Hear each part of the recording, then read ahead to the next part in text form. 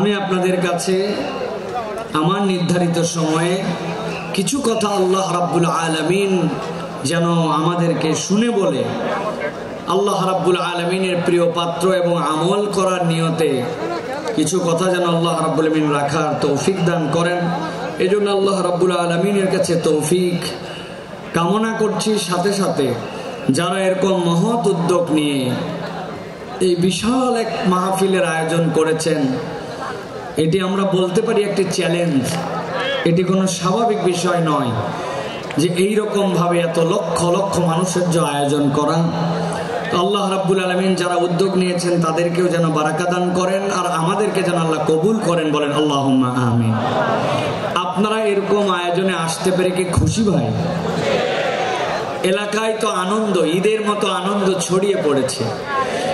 ঘরে ঘরে একটি ভিন্ন রকম মানুষের কাছে আবেগ কাজ করছে। কেননা কম বেশি মাহফিল অনেকই হয়, কিন্তু একসাথে 10-15 লক্ষ লোকের অ্যারেঞ্জমেন্ট এরকম চমৎকার পরিবেশে যেন একটি অনিন্দ সুন্দর বাগানে আমরা এসে গিয়েছি, এটা কিন্তু করা সকলের দ্বারা সম্ভব নয়, ঠিক কি না? এই জন্য আমি আপনাদের কাছে সহযোগিতা চাইব। আপনারা কোনো যদি মনে করেন যে এই জিনিসটি হওয়া দরকার, এই জিনিসটির ঘাটতি আছে, কর্তৃপক্ষকে বললে কর্তৃপক্ষ সেটার যথাযোগ্য ব্যবস্থা গ্রহণ করবেন ইনশাআল্লাহ। তবে আমরা কিছু কথা কোরআনুল কারীম থেকে শুনতে চাই। বিগত সময়গুলো আমাদের সামনে পেরিয়ে গেছে, যেই সময়গুলোতে এরকম আয়োজন করার ব্যক্তিরা ছিলেন, কিন্তু এরকম আয়োজন আমাদেরকে করতে দেওয়া হয় নাই, ঠিক কি না? আল্লাহ রাব্বুল আমিন আমাদের জন্য যে সুন্দর সুবাসিত সময়কে দান করেছেন, আমরা আল্লাহর কাছে কামনা করব আল্লাহ রাব্বুল আমিন এই সময়টুকুকে যেন আমাদের অব্যাহত রাখেন এবং এটাকে যেন ইসলামের পক্ষে কাজে লাগানোর মতো তৌফিক দান করেন, ঠিক কি না? প্রিয় ভাইরা, আল্লাহ রাব্বুল আমিন ঈমানদারদেরকে পছন্দ করেন। ঈমানদারদেরকে পছন্দ করেন বলেই আল্লাহ রাব্বুল আলামিন তার পক্ষ থেকে ঘোষণা দিয়ে রেখেছেন, বিপদ আপদ বালা মুসিবত তোমার জীবনে যাই আসুক না কেন, তুমি যদি একটা দিক তোমার জীবনে ঠিক করে নিতে পারো, আল্লাহ রাব্বুল আলামিন বলছেন বাকি দিক ঠিক করে দেওয়ার দায়িত্ব তোমার রব্বুল আলামিন আল্লাহ। সুবহানাল্লাহ বলেন। আল্লাহ রাব্বুল আলামিন বলছেন কুরআনুল কারীমের মধ্যে, পৃথিবীর মানুষ কিয়ামত পর্যন্ত যারা আসবে তাদেরকে আল্লাহ রাব্বুল আমিন জানায় দিচ্ছেন, দুনিয়ার মানুষ মা আসাবা মিন মুসিবাতিন ইল্লা বিইذনিল্লাহ। দুনিয়াতে তোমাদের যত বালা, যত পরীক্ষা, যত মুসিবত, যত ধরনের দুনিয়াতে তোমাদের সামনে বিপদ আপদ আসুক না কেন, আল্লাহ বলছেন কখনো বান্দা এইটা যেন ভাবে না যে এইটা আল্লাহ রাব্বুল আলামিনের জ্ঞানে বোধহয় নাই, আল্লাহ বোধহয় এই বিষয়ে বেখবর। আল্লাহ বলছেন তোমার জীবনে যত মুসিবত যাই আসুক না কেন, ইল্লা বিইذনিল্লাহ, আল্লাহর হুকুমের বাহিরে, আল্লাহর জ্ঞানের বাহিরে কোনোটি নয়। তাহলে আমাদের জিজ্ঞাসা, বিপদ আমাদের আসলো, মুসিবত আমাদের আসলো, নানান ধরনের কঠিন পরিবেশ পরিস্থিতি আমাদের উপর দিয়ে যায়, আল্লাহকে আমাদেরকে এইগুলা দিয়া পরীক্ষা করে করে মজা পান নাকি রব্বুল আলামিন? না না না, ঈমান এইটা নয়। আল্লাহ বলছেন মুসিবত তোমাদের যেরকমই হোক না কেন, আমি আল্লাহ তোমাদের জন্য জানাচ্ছি ওয়া মান ইউমিন বিল্লাহ ইয়াহদি কলবাহু, কেউ যদি একবার তার রব হিসাবে আল্লাহ রাব্বুল আলামিনের প্রতি ঈমান আনতে পারে, আল্লাহর প্রতি বিশ্বাস করতে পারে, আল্লাহকে রব হিসাবে মেনে নিতে পারে, আর অন্তর থেকে এইটার রিফ্লেকশন যদি তার চলে আসে, আল্লাহ বলছেন ইয়াহদি কলবাহু, আল্লাহ ওই বান্দার জন্য হেদায়েতের ব্যবস্থা করে দেন। কুরআনুল কারীম যে বলল আপনাকে ইয়াহদি কলবাহু, তাফসীরের ভিতরে এসেছে, তাফসীরে কবীরের ভিতরে, তাফসীর ইবনে আশুরের ভিতরে মুফাসসিরিনে কেরাম ব্যাখ্যা করছেন, একজন ঈমানদার ব্যক্তিকে আল্লাহ যে বলেছেন ইয়াহদি কলবা, এইটা বলার উদ্দেশ্য ওই বান্দার যত বড় বিপদ হোক আর যত বড় মুসিবত হোক না কেন, সে যদি রব হিসাবে আল্লাহকে চিনে ফেলতে পারে, আল্লাহ তার অন্তরের ভিতরে এমন একটা প্রশান্তি ঢুকায় দিবেন, ওই হেদায়েতের প্রশান্তি তাকে কখনো আল্লাহর রাস্তা থেকে বিচ্যুত করবে না। পরীক্ষা যতই আসুক, ওই বান্দার অন্তরটা আল্লাহর উপরে স্টেবল থাকবে। সুবহানাল্লাহ। আল্লাহ রাব্বুল আলামিনের এই কথাটা বোঝার জন্য আমি একটা উদাহরণ দিব, ভালো করে সারা জীবন মনে রাখতে হবে। যে কয়টা উদাহরণ দেব নাম্বার দিয়ে গুনে গুনে মনে রাখতে হবে। এইটা হচ্ছে উদাহরণ নম্বর 1। কয় নম্বর? কথা বলেন, ভালো করে খেয়াল করেন। সুন্দরবনের পাশে এক লোকের বাড়ি, একটা মহল্লা আছে সুন্দরবনের পাশে। ওই মহল্লায় সুন্দরবনের পাশে কিছু মানুষ বসবাস করে। এক ব্যক্তির একটা পুকুর আছে, পুকুরটা ধরেন 2 বিঘার। এই বছর বন্যা উঠেছে, বন্যার কারণে পুকুরের ভিতরে পানি ঢুকছিল। সাধারণত পুকুরের মধ্যে যখন পানি ঢুকে বন্যায় কিছু মাছ ঢোকে, ঠিক কিনা? বেরো হয়, কিন্তু কিছু মাছও আছে। ওই লোক চিন্তা করছে, এই বছর আমি পুকুরটাকে একবারে ছেঁচে পরিষ্কার করে সব মাছ ধরে ফেলবো। পুকুরটা ছেঁচবে, কিন্তু পুকুরের মধ্যে কচুরি পানা, দল পানা। যশোরের লোক কি বলেন ভাই? পানা বলেন, পানা, কচুরি পানা অনেক। ওই কচুরি পানার কারণে স্বাভাবিক মাছ ধরা যায় না। সরায় সরায় মাছগুলা ধরছে। ধরার পরে পুকুরের কোনো পানি নাই, কিন্তু ওই যে পলি পড়েছে পুকুরের মধ্যে, আর পুকুরের কাদা, ওইগুলা দিয়ে পুকুরে 1-2 হাত পর্যন্ত কাদায় কেতকেতা, আর পুকুরের মধ্যে কচুরি পানা। ওই এলাকার একটা লোকের একটা গরু আছে, গরুটা ছেড়ে দেওয়া, সারাদিন খায় দায়, সন্ধ্যাবেলা বাড়িতে ফেরত আছে। ওই গরু কচুরি পানা কিন্তু গরুর পছন্দ। গরু চিন্তা করছে, এত সুন্দর কচুরি পানা এখন যেরকম মাটির সাথে লেগে গেছে, এখন তো খাওয়া যায়। পুকুরের পাড়ে যে কচুরি পানা খেতে শুরু করেছে, 1-2টা করে খায় আর কচুরি পানা খায়, মজা পায়। মজা পেতে পেতে গরুটা আস্তে করে পুকুরের মাছ বরাবর চলে গেছে। যাওয়ার পরে কাদার খেয়াল করে নাই, সামনের 2 পা ভস করে ঢুকে গেছে ভিতরে। যেই না পা ঢুকছে, এখন পিছনের পা উঠানোর জন্য তুলতে যায়। পিছনের পা উঠানোর জন্য যত তুলতে চায়, সামনের পা তত বসে যায়। আবার সামনেরটা তুলতে যায়, পিছনেরটা বসে যায়। ওই গরু গেছে ফান্দে পড়ে, গরু আটকায় গেছে, আর উঠতে পারে না। অনেকক্ষণ হামলা হামলি, চিল্লা চিল্লি করছে, কিন্তু বুঝছে চিল্লা চিল্লি করে কোনো কাম নাই। যত নড়ে তত ভিতরে ঢুকে যায়। খানিকক্ষণ পরে গরু চিন্তা করছে, এত টেনশন করার কোনো কারণ নাই। আমার একটা মালিক আছে, সন্ধ্যাবেলা যদি তার বাড়িতে যেয়ে দেখে আমাকে খুঁজে না পায়, নিশ্চয় আমাকে খোঁজার জন্য আসবে। কথা ঠিক। যেই না সন্ধ্যা হয়েছে, মালিক দেখে আমার গরু ফেরত আসে নাই। সাথে সাথে খুঁজতে খুঁজতে যে পুকুরের মধ্যে দেখে আটকায় আছে, বুক পর্যন্ত কাদার মধ্যে। মালিকের মেজাজ খারাপ। দুপুর বেলা থেকে খুঁজতেছি বেটা, বিকাল বেলা তুমি পুকুরের মধ্যে খাওয়ার আর জায়গা পাও নাই। হাতের মধ্যে একটা লাঠি ছিল, আস্তে করে যাই আগে কয়েকটা পেছনে ধাপ ধাপ করে লাগাই দিছে। গরু তো চিৎকার করে উঠছে, কিন্তু গরু কিছু বলতেছে না, কারণ জানে এই মায়ের খাওয়ার যৌক্তিক কারণ আছে। মাঠটার খাওয়ার পর এখন মালিক দড়ি টড়ি নিয়েছে, গলার মধ্যে লাগাইছে। লাগানোর পরে আরো কয়েকজনকে লোককে ডাক দিচ্ছে যে বাবা ধরো তো, টেনে টেনে একটু উঠানো লাগবে। গরুকে টেনে টেনে উঠাইছে। উঠানোর সময় গলা ছিলে গেছে, কোমরের মধ্যে ব্যথা পাইছে। কিন্তু ওই গরুকে উঠানোর পরে বালতি করে পানি নিয়ে খড় দিয়া পিট পেট ডলে টলে পরিষ্কার করে গোয়ালের মধ্যে তুলছে। ঠিক ওই রাত্রে ধরেন একটা ঘটনা ঘটে গেছে। একটা বাঘ সুন্দরবন ছেড়ে মহল্লার মধ্যে আসছে, একটা হরিণ তারা করে ধরবে। এমন সময় হরিণটা যখন পালায় যাচ্ছে, বাঘের আর আইডিয়া নাই যে পুকুরের মধ্যে পানি আছে না নাই। লাফ দিছে একটা লম্বা করে, কিন্তু পুকুর পার হতে পারে নাই, মধ্যে বরাবর পড়ছে। ও তো মনে করছে হয়তো পানি আছে, যেহেতু পুকুর ভর্তি কচুরি পানা। ধাপ করে পুকুরের মধ্যে যেই না পড়ছে, 2 হাত 2.5 হাত কাদা, ক্যাত ক্যাত করে কাদার মধ্যে আটকায় গেছে। বাঘের শক্তি অনেক, কিন্তু যতই উঠার চেষ্টা করছে 10-15 মিনিট উঠতে পারে না। কাদার ঠেলায় ক্যাত ক্যাতায় বুক পর্যন্ত আটকায়। এক পর্যায়ে শক্তি নিঃশেষ, বুক পর্যন্ত আটকায়। সারা রাত যখন সে আটকায় গেছে, তখন জোরে জোরে করে 2টা হুঙ্কার ছাড়ছে। এলাকার মানুষ মনে করছে হায় হায়, মহল্লার মধ্যে বাঘ ঢুকে গেছে, দরজা লাগাও, খিল লাগাও, বাচ্চা কাচ্চা সামলাও। যে যার বাচ্চা কাচ্চা সামলায় টামলায় রাত কোন রকম ভয়ে ভয়ে পার করছে, কেউ ঘুমায় নাই। সকাল যখন হয়েছে, 1-2 জন সাহসী লোক বেরিয়ে দেখতেছে বাঘের খবর কি। একজন খবর দিছে, আরে বাঘ তো নিজে মারতে আসে নাই, উল্টা ফান্দে পড়ছে। দেখ দেখ পুকুরের মধ্যে বাঘ আটকায় আছে, যার কাছে যা ছিল বাঁশ লাঠি সবগুলা নিয়ে যায় ধামা ধাম্মায়। একজন ইয়াং ছেলে বলছে, চাচা একটু সাইড দেন। বলে তুই কই যাবি? বলে আমি ছোট মানুষ, কিন্তু বড় হয়ে যেন গল্প করতে পারি, আমি পিটায় বাঘ মারছিলাম, আমাকে একটু মারার চান্স দেন।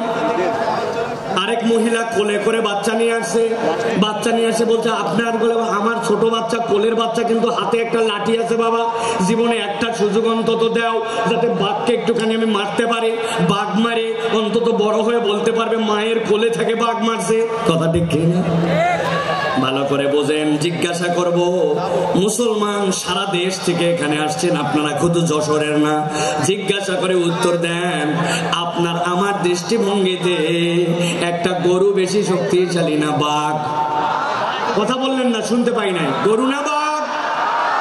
বাঘ বেশি শক্তিশালী, কিন্তু গরুর একজন স্থানীয় মালিক থাকার কারণে, একজন তত্ত্বাবধায়ক থাকার কারণে কাদার মধ্যে আটকানোর পরে সন্ধ্যাবেলা তুলে নিয়ে গেছে, কিছু মার হয়তো খাইছে, কিন্তু বিপদ থেকে উদ্ধার পাইছে। কিন্তু বাঘের স্থানীয় মালিক না থাকার কারণে যতই শক্তি থাক, আটকাইছে তো আটকাইছে, উল্টা বাঁশ জলা খায় মরা লাগছে। ঠিক না? আমার আল্লাহ রাব্বুল আলামিন বলছেন, মা আসাবা মিন মুসিবাতিন ইল্লা বিইذنিল্লাহ ওয়া মান ইউমিন বিল্লাহ ইয়াহদি কলবাহু ওয়াল্লাহু বিকুল্লি শাইইন আলীম।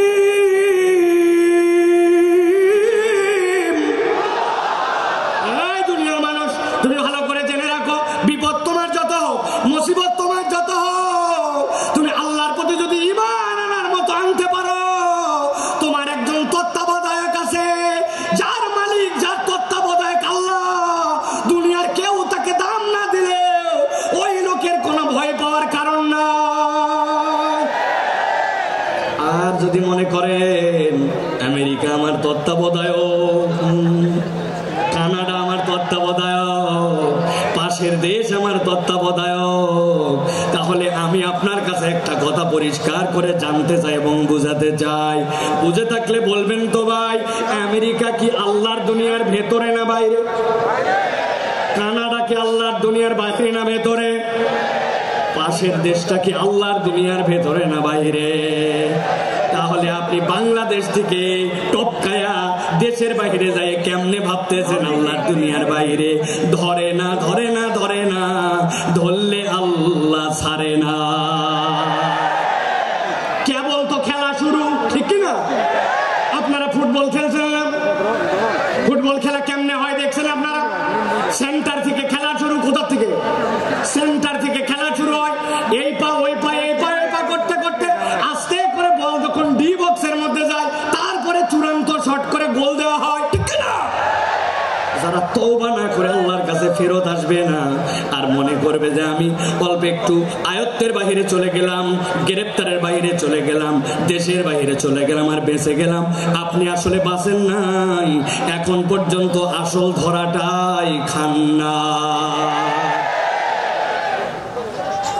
ভালো করে কথা বোঝেন, ঠান্ডা মাথায় কথাগুলো বোঝেন।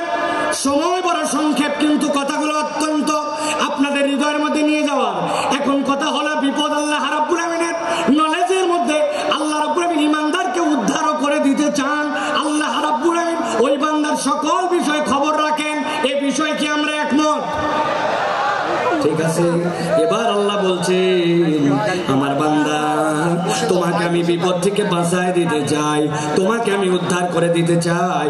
আমি রব্বুল আমিন তোমাকে কল্যাণের রাস্তা দেখাতে চাই। কিন্তু রব্বুল আমিন বলছেন, আমি বান্দাকে যখন বাঁচাতে চাই, আমি রব্বুল আলামিনের একটা তরিকা আছে। উদাহরণ নম্বর 2। কয় নম্বর? কথা বললেন না ইয়াংরা? কয় নম্বর? ওই যে ডান পাশে তাকান, ডান পাশে 3 তলা 4 তলা বিল্ডিং দেখা যায়, দেখতে পাচ্ছেন? ওই দেখেন 4 তলার মধ্যে আলো জ্বলে, 4 তলার মধ্যে জানলা খোলা, ফ্যানটা ঘুরতেছে। এখন আপনাকে যদি কেউ বলে 4 তলার মধ্যে যেহেতু আলো জ্বলতেছে, 4 তলার মধ্যে ফ্যান চলতেছে, তাহলে আপনার স্বাভাবিকভাবে বিবেচনায় কি আসবে? এই বিল্ডিং এর 4 তলায় মানুষ থাকে না থাকে না?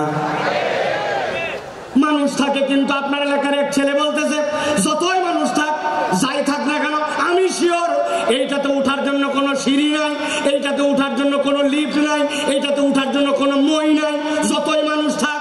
এই কথা যদি বলে কেউ আপনার এলাকায়, ওই ছেলেকে, ওই লোককে কি বলবেন? কেন? ওই লোকের পাগল। পাগল বলবেন কেন? বলবেন স্ক্রু ঢিল, ঠিক কিনা?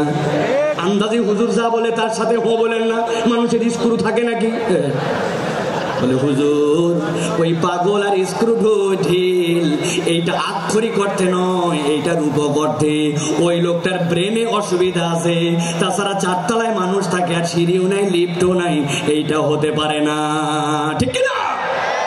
আমার আল্লাহ রাব্বুল আলামিন বলছেন বিপদ আছে, বালা মুসিবত আছে, সব আছে, কিন্তু আমি রব্বুল আলামিন তোমাকে উদ্ধার করতে চাই। গভীর মনোযোগ দেন। আল্লাহ সিঁড়ি বর্ণনা করতেছেন, এবার কিভাবে তুমি উদ্ধার পাবে? আল্লাহ বলছেন ওয়াতিউল্লাহ ওয়াতিউর রাসূল ফাইন তাওয়াল্লাইতুম ফাইন্নামা আলা রাসূলিনাল বালাগুল মুবিন।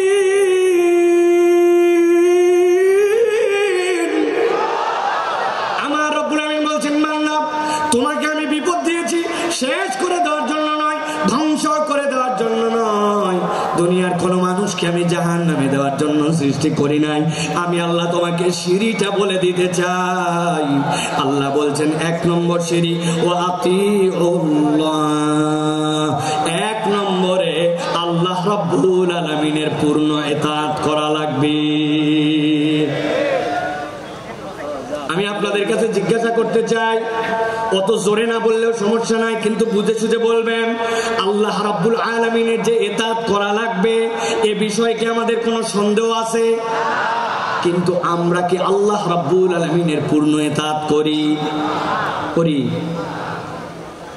আমরা পূর্ণ ইতাআত করি না। এই মাহফিল এরকম নয় আমি খালি একচেটিয়া বলে যাবো আর আপনি খালি শুনে যাবেন আর হো হো করে যাবেন। আমি আপনার চিন্তার খোরাক দিতে চাই। একটুখানি ঠান্ডা মাথায় এবার চিন্তা ভাবনা করেন তো। আমি 5-7 সেকেন্ড আপনাকে সময় দিব। আমি আল্লাহর ইতাআত করতে হবে জানি, কিন্তু পূর্ণ ইতাআত করি না। বলেন তো আমাদের পূর্ণ ইতাআত না করার পেছনের কারণ কি হতে পারে? ভাবেন, চিন্তা করেন। আপনি একটু 5-7 সেকেন্ড মনে মনে একটা কিছু চিন্তা করেন। আপনাদের এক একজনের এক এক ধরনের প্রশ্ন, আপনাদের চিন্তার উদয় হয়েছে কিনা ভাই? আমি আপনার কাছে একটা সামারি করি, দেখেন তো আমার চিন্তার সাথে আপনার চিন্তার সাথে সমন্বয় হয় কিনা। আল্লাহর ইতাআত করতে হবে কিন্তু পূর্ণ ইতাআত করি না। আমি আমার ক্ষুদ্র দৃষ্টিভঙ্গিতে দেখেছি এর অন্যতম কারণ হচ্ছে আমরা আল্লাহ রাব্বুল আলামিন যে আমাদের জন্য রাজ্জাক আর রব, আল্লাহর রাজ্জাক আর রুবুবিয়্যাতের মূল পরিচয় আমরা ওয়াকিফাল নয়, ঠিক কি না? আপনি বলবেন হুজুর আমি আমার রাজ্জাক রবকে চিনি। কেমনে চিনেন? আমার বাড়িতে খাবার অভাব নাই, আমার বাড়িতে বাজার হাট নিয়ে চিন্তা নাই। আল্লাহ আমাকে আলহামদুলিল্লাহ যথেষ্ট খাবার, যথেষ্ট আমার বাজার, যথেষ্ট চাল ডাল আমাকে দিয়েছে। আপনি যদি মনে করেন আল্লাহ আপনাকে চাল ডাল আর খাদ্য এইটাতে একমাত্র আপনার জন্য রাজ্জাক, আপনি তাহলে আল্লাহর রাজ্জাক নামের 1% কেবল চিনছেন, বাকিটুকু আপনি চিনেন নাই। আল্লাহ নিজের পরিচয় দিয়েছেন, ইন্নাল্লাহ হুয়ার রাজ্জাকু যুল কুওয়াতিল মাতিন।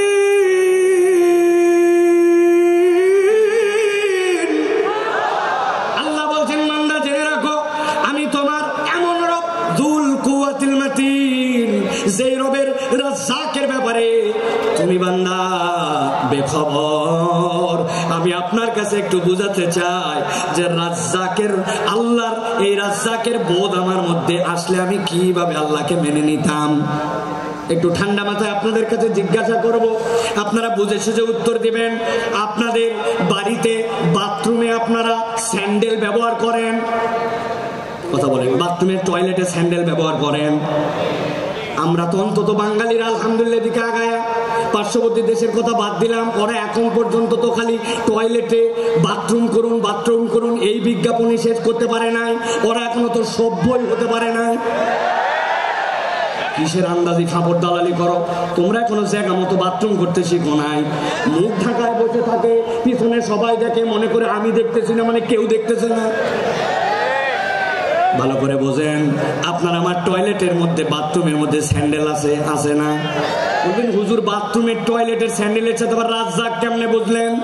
ভালো করে খেয়াল করেন, আপনাকে বলছে আপনার স্ত্রী, আপনার মা, বাবারে তোর আব্বা বাথরুমে গেছিল, পা পিছলায় গেছে।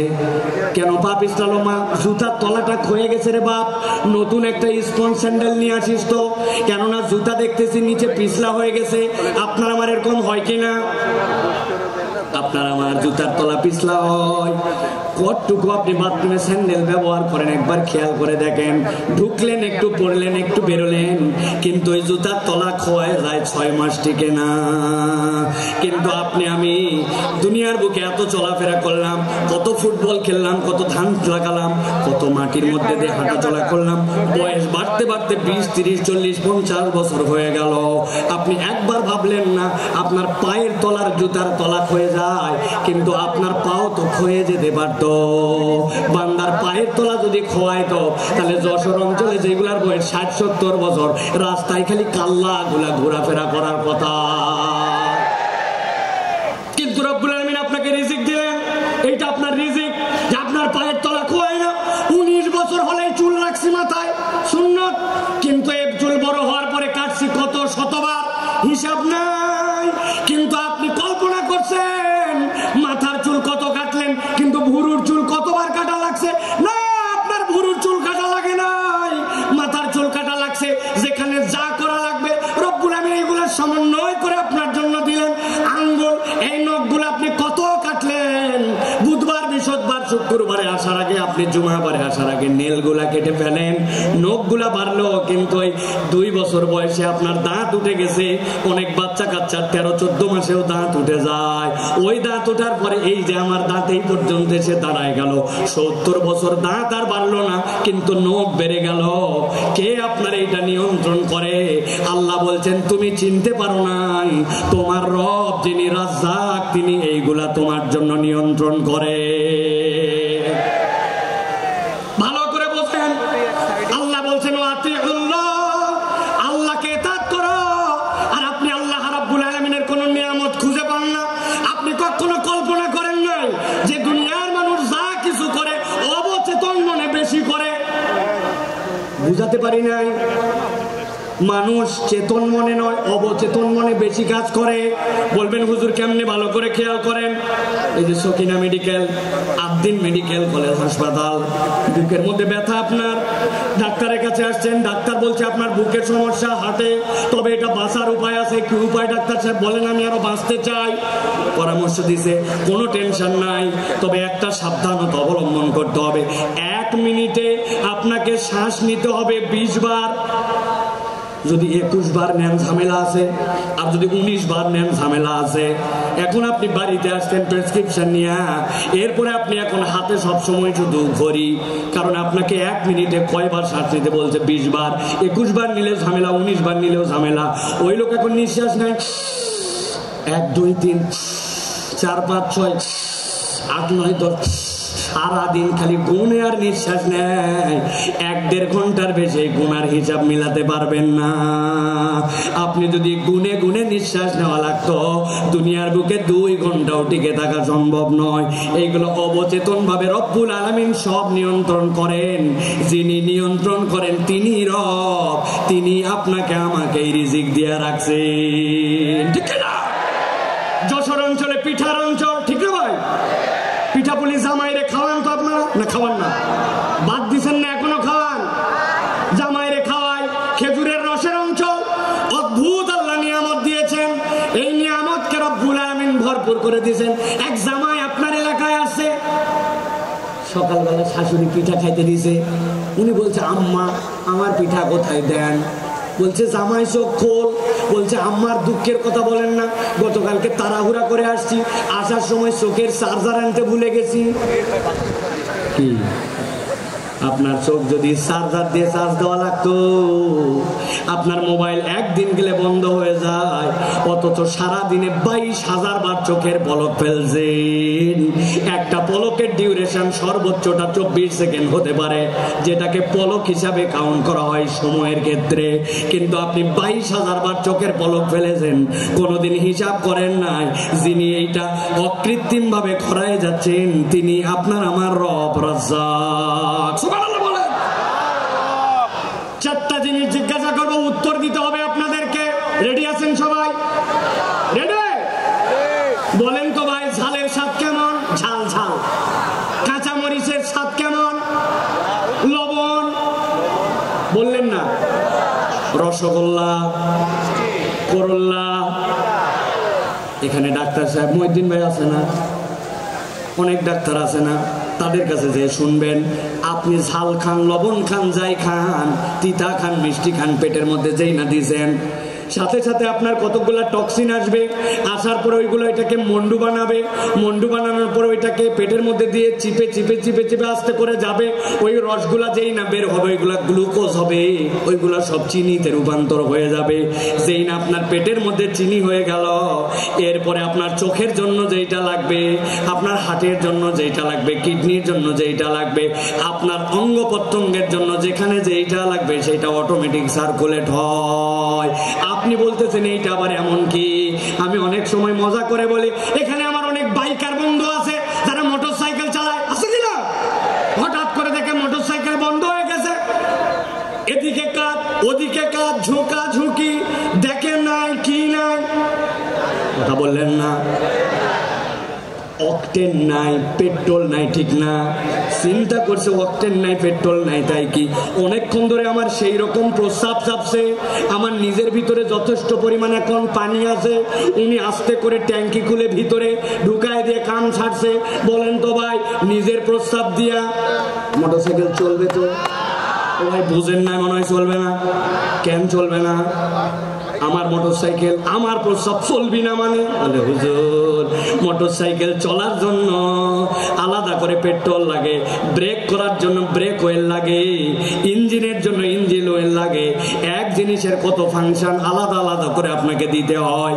আর আপনি খেয়ে নিচ্ছেন, আপনার বডিটাকে চলানোর জন্য আপনাকে টেনশন করতে হয় না, সবগুলোকে প্রক্রিয়া করে রব্বুল আলামিন চলান।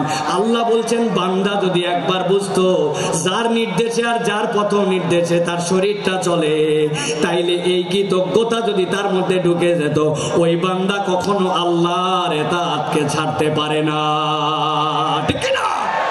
আমার আল্লাহ রাব্বুল আলামিনের জন্য বলছে, ওয়া আতিউল্লাহ ওয়া আতিউর রাসূল ফাইন তাওয়াল্লাইতুম ফাইন্নামা আলা রাসূলিনাল বালাগুল মুবিন।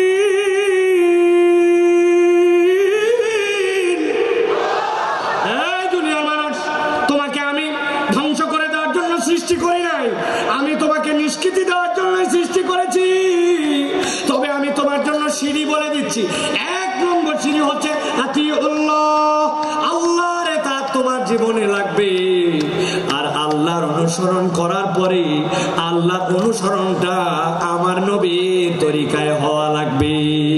তোমার জীবনে যদি আল্লাহর নবী ঢুকে যায় আর আল্লাহর ইতাআত পূর্ণাঙ্গ হয়ে যায়, আল্লাহ বলছেন ইয়াহদি কলবাহু, ওই বান্দার যত বড় মুসিবতই হোক না কেন, তার জন্য হেদায়েতের পথ দেখানো রব্বুল আলামিনের কাজ। সুবহানাল্লাহ। আল্লাহ সাথে সাথে এটাও বলছে, তোমাদের মধ্যে কতগুলা গাদ্দার আছে, পণ্ডিত আছে, শুনলাম না আল্লাহর কথা, না শুনলে কি হবে? আছে না? আল্লাহ বলছেন কিছুই হবে না। ফাইন তাওয়াল্লাইতুম ফাইন্নামা আলা রাসূলিনাল বালাগুল মুবিন। আমি আল্লাহ জানায় রাখলাম, তুমি যদি মুখ ফিরায় নাও, নবী আর নবীওয়ালা কাজ যারা করে তাদের দায়িত্ব হচ্ছে বার্তাটা পৌঁছায় দেওয়া।